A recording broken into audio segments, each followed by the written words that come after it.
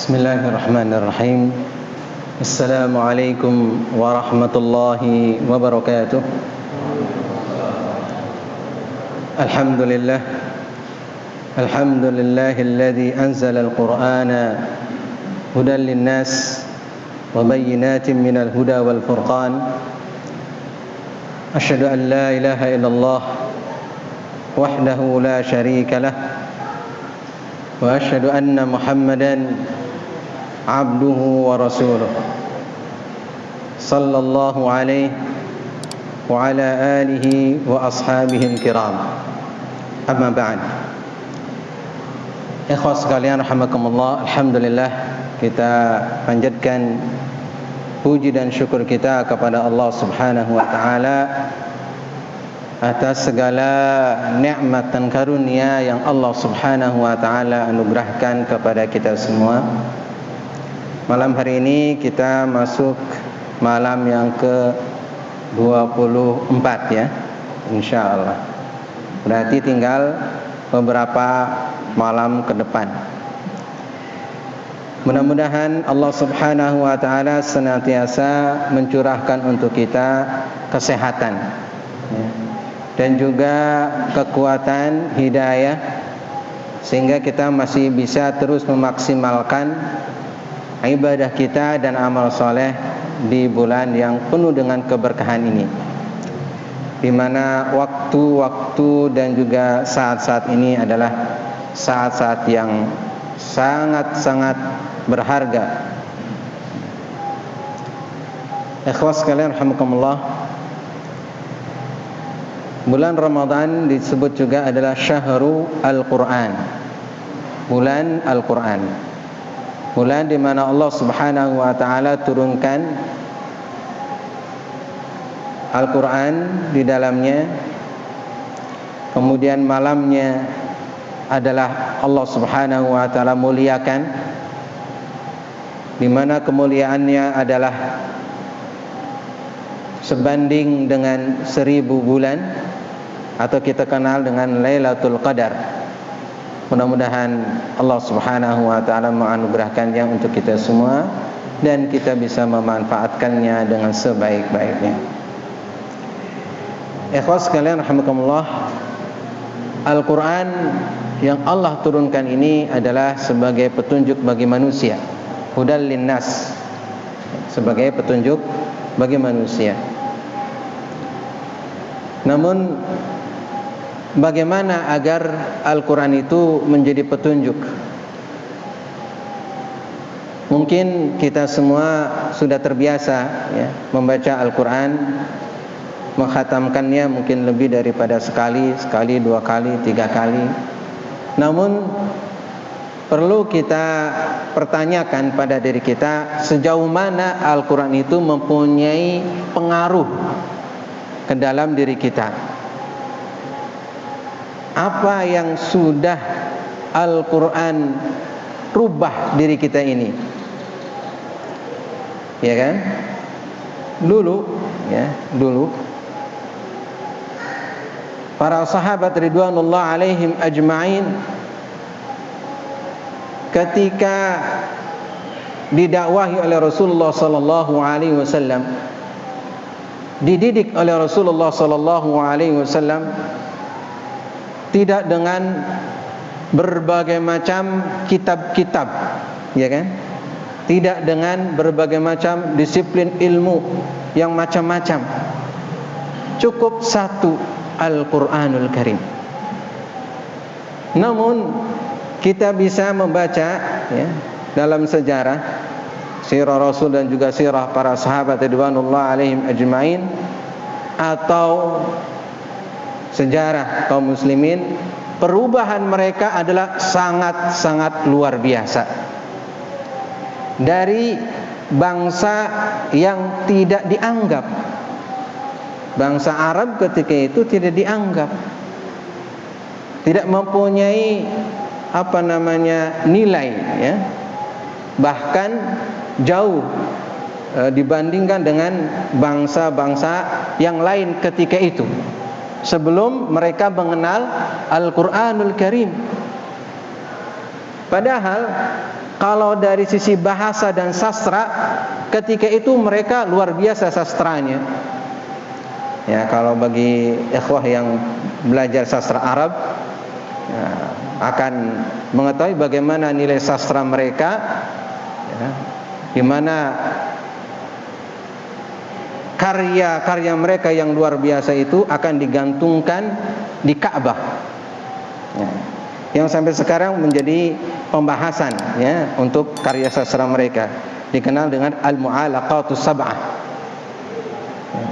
7 yang tergantung di Ka'bah, dan itu dipelajari sampai dengan sekarang, menunjukkan bahwa mereka mempunyai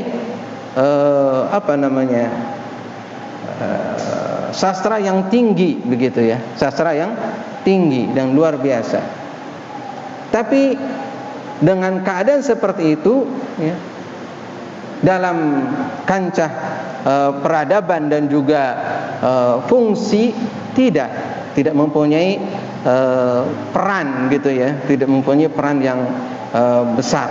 Akan tetapi ketika Allah Subhanahu wa taala turunkan Al-Qur'an kepada Rasulullah sallallahu alaihi wasallam, kemudian diajarkan kepada para sahabat ridwanullah alaihim ajma'in, kepada bangsa Arab, maka seketika itu pula mereka menjadi bangsa yang luar biasa ya. Bahkan kemudian dalam jangka waktu kurang lebih 23 tahun mereka bisa menyaingi bangsa Romawi, bisa menyaingi bangsa Persia begitu ya.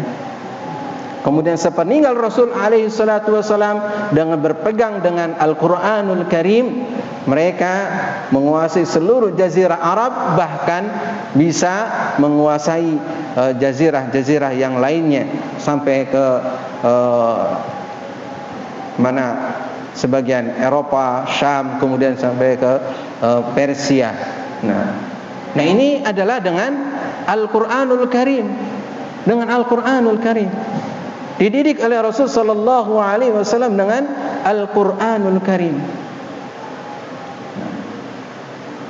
Baik, sekarang kalau kita lihat dan muhasabah ya, dengan apa yang kita miliki sekarang, kaum muslimin sekarang ini, dengan kecanggihan dan berbagai macam disiplin ilmu yang berkembang pesat begitu. Namun ternyata kaum muslimin belum begitu ya, atau bahkan bisa dibilang saat ini tidak bisa mempunyai peran mewarnai dunia ini ya. Nah ini kan perlu dengan perenungan kita semua. Mengapa demikian? Padahal universitas Islam di dunia ini berapa?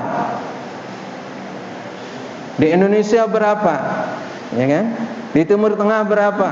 Universitas Islam banyak.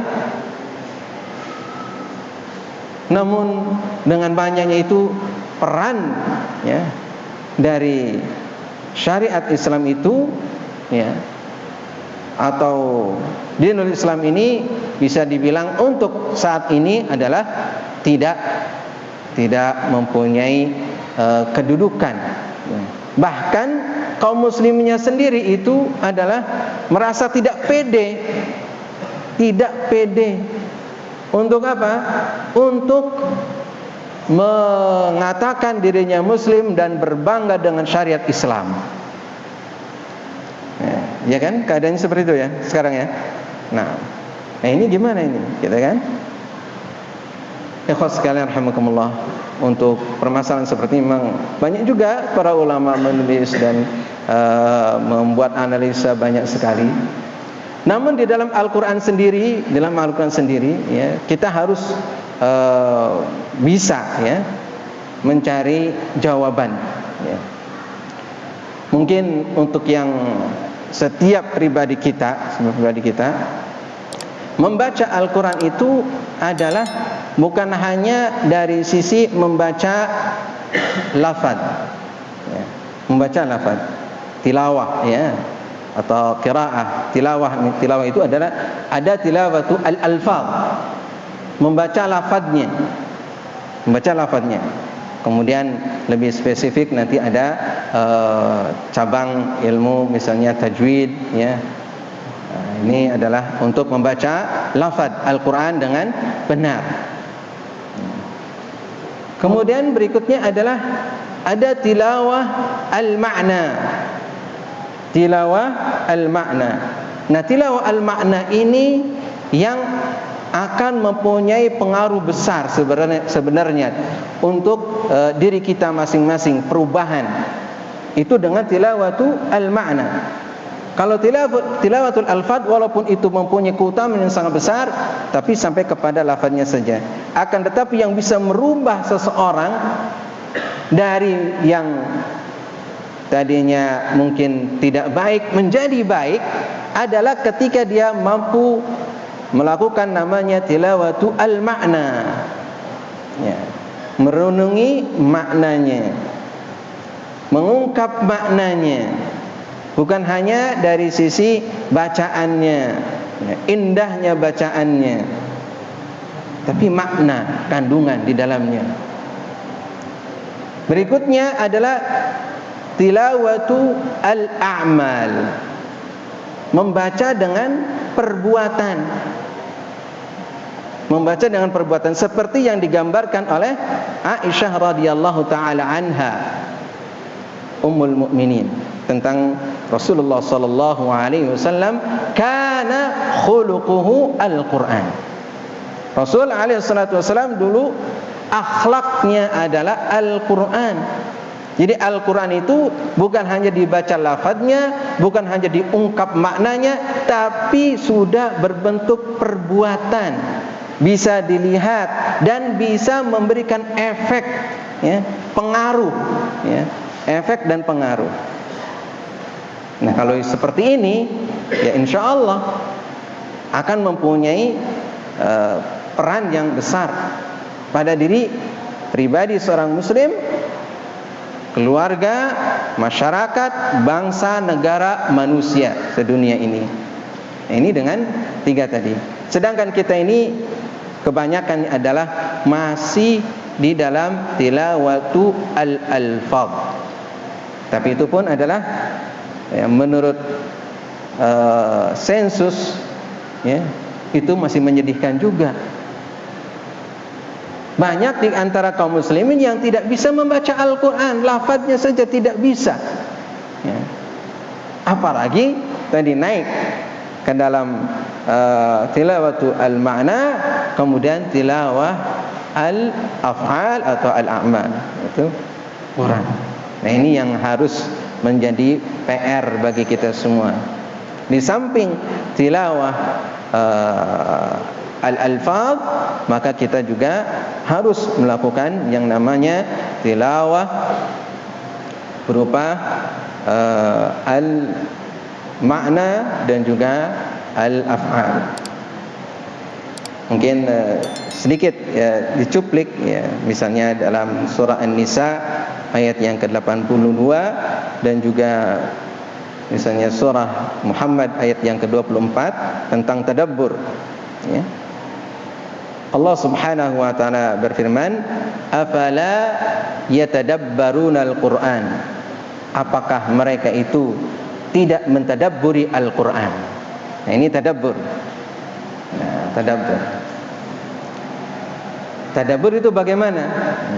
Sebelum berlanjut tentang pengertiannya sedikit, Allah teruskan, "Walau kana min 'indi ghairillah lawajadu fihi ikhtilafan katsira." Kalaulah Al-Quran itu bukan berasal, ya, dari, ya, Allah Subhanahu wa taala, maka sungguh mereka akan mendapatkan perbedaan yang banyak, ikhtilafan katsira, perbedaan yang banyak. Perbedaan di sini adalah saling pertentangan antara satu dengan yang lainnya. Tapi Al-Quranul Karim datang dari Allah Subhanahu wa ta'ala, itu adalah saling menafsirkan antara satu dengan yang lainnya, saling menjelaskan antara satu dengan yang lainnya. Satu ayat ditafsirkan dengan ayat yang lainnya, satu lafaz ditafsirkan dengan lafaz yang lainnya. dan tidak ada pertentangan makna yang terkandung di dalamnya, di dalam Al-Qur'anul Karim. Nah, ini kalau kita melakukan tadabbur. Kemudian dalam surah Muhammad ayat yang ke-24, afala yatadabbarunal Qur'an am ala qulubin aqfaluha. Apakah mereka tidak mentadabburi Al-Qur'an, ataukah hati mereka itu sudah terkunci, tertutup, ya. Nah, ini juga adalah salah satu di antara, ya, perintah Allah Subhanahu wa taala agar kita mentadabburi Al-Qur'an. Mentadabburi Al-Qur'an. Di mana kalau misalnya kita tidak mentadabburi Al-Qur'an, ya Al-Qur'an lewat begitu saja. Dalam surah Sad ayat yang ke-29 Allah juga berfirman, kitabun anzalnahu ilaika mubarakun liyadabbaru ayatihi waliyatadzakkara ulul albab.